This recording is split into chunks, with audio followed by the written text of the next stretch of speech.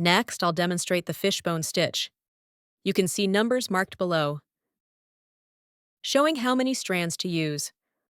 Let's start with this 3-strand leaf pattern. Using 3 strands of color number 1. Bring needle up at the top center. Make a small stitch forward. Then come up on the left outline. Cross over the center line. Take it down on the right, creating a cross. Do the same on this side. Come up on the right outline. Cross over center line. Take it down on the left. Let me show once more. Come up on the left. Cross center, down on the right. Extend stitches from center outward. Cross left and right. Alternate sides.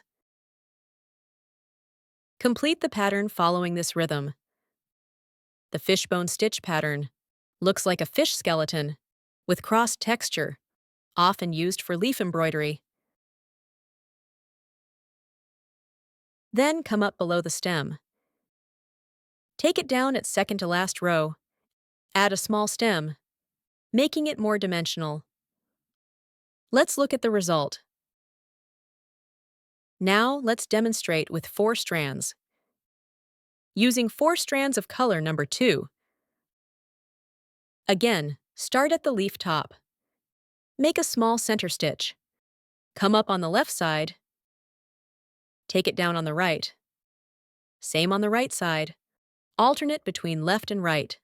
When stitching, keep both sides symmetrical. Keep stitch spacing and size consistent. This creates an even, beautiful pattern. Again, move needle to bottom.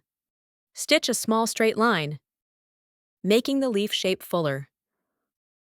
Let's look at the finished result.